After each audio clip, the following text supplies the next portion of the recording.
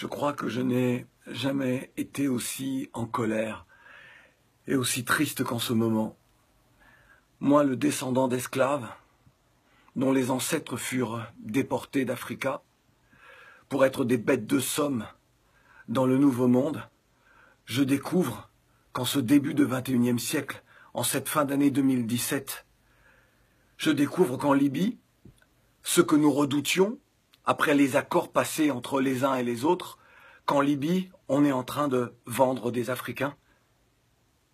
Là, en Libye, on vend nos jeunes qui, parce qu'ils ne pouvaient plus supporter le manque de vision d'avenir dans leur propre pays, ont décidé de partir, de braver le désert, de braver la mer, de braver la violence des groupes armés, de se retrouver humiliés en Europe en arrivant, que ce soit à Lampedusa ou ailleurs. Là, aujourd'hui, avec les accords passés entre la Libye et l'Union européenne, la France et d'autres pays, avec les États africains qui ferment les yeux, qui ne font rien, mais alors rien, pour aider cette jeunesse. Dire que nos jeunes ne peuvent plus partir. Il faut un sommet extraordinaire, il faut réfléchir. Aujourd'hui, on est en train de vendre, là, des Africains, des jeunes, nos jeunes. On les enferme dans des cages, puis on les vend au plus offrant. Et ça ne vous fait rien. Moi, le descendant d'esclaves, j'ai la haine. Je me demande que faut-il faire. Après cela, il faut que l'on nous dise qu'il faut aimer ce monde, il faut respecter les institutions telles qu'elles soient.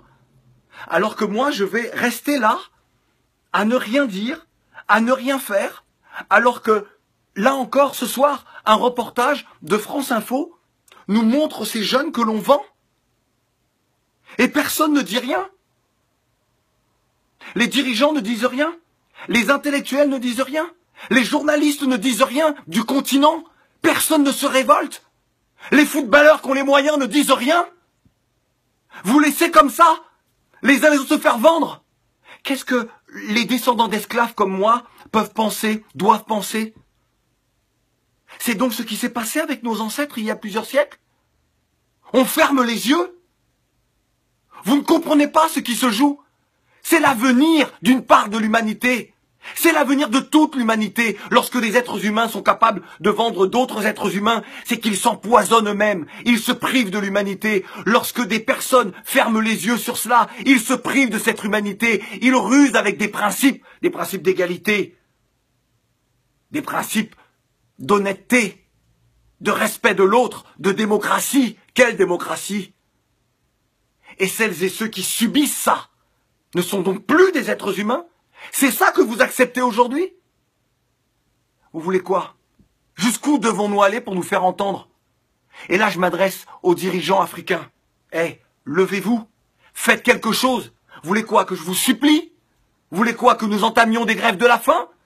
Pour que vous réagissiez? Jusqu'à quand allez-vous profiter de l'argent, de la manne, que ce soit du pétrole ou d'autres matières premières de nos pays?